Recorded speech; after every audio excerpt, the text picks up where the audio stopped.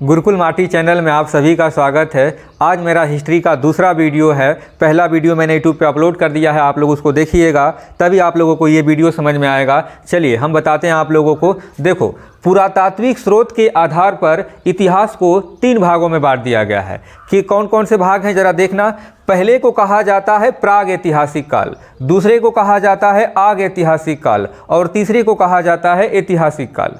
अब देखिए जरा, प्राग ऐतिहासिक काल किसे कहते हैं? तो प्राग ऐतिहासिक काल उसे कहते हैं जिसमें पुरातात्विक स्रोत मिला था लेकिन कोई लिखित साक्ष्य नहीं मिला था। जैसे देखो, मैंने लिखा है कि पुरातात्विक स्रोत मिला लेकिन लिखित साक्ष्य नहीं मिला था। उदाहरण के तौर पर पुरातात्विक स्रोत तो मिला लेकिन लिखित साक्ष्य नहीं मिला। इसका सबसे बढ़िया उदाहरण है पाषाण काल, जिसे कहा जाता है पत्थर का काल, जिसमें केवल पुरातात्विक स्रोत मिला था। जैसे पहिए का आविष्कार मिल गया था, आग की खोज मिल गई थी, मानव कृषि करने लगा था, पत्थर का प्रयोग करता था जो हथियार के रूप में करता था। तो ये सारा उदाहरण है पाषाण काल का। दूसरा कहा जाता है आग ऐतिहासिक काल।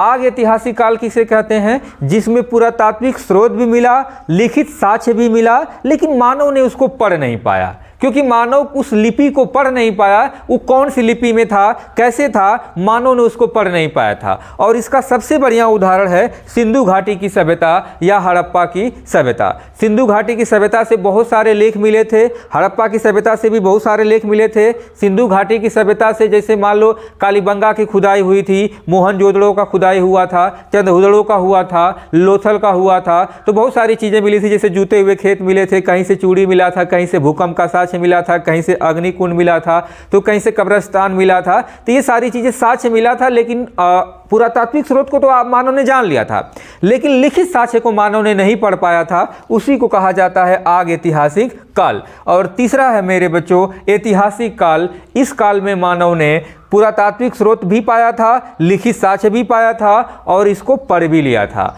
अब पढ़ भी लिया था, इसी को कहा जाता है ऐतिहासिक काल। उदाहरण के तौर पर वैदिक काल से आगे का जो काल था वो था ऐतिहासिक काल, क्योंकि यहाँ पे मानव ने वेदों की रचना कर लिया था, जिसमें 4 वेद की रचना किया था, ऋग्वेद, सामवेद, अथर्ववेद और यजुर्वेद की। अब वेद की रचना कर लिया था तो मानव इसको पढ़ने भी लगा था। तो इस काल में, इसी काल में 2 काल, वैदिक काल को 2 कालों में बांट दिया जाता है, ऋग वैदिक काल और उत्तर वैदिक काल। ऋग वैदिक काल में मानव को कर्म से पहचाना जाता है, लेकिन जैसे ही उत्तर वैदिक काल आ जाता है वहां पे मानव को जाति के आधार पर बांट दिया जाता है। और यहीं पे बात आ जाती है ब्राह्मण, क्षत्रिय, वैश्य और शूद्र की।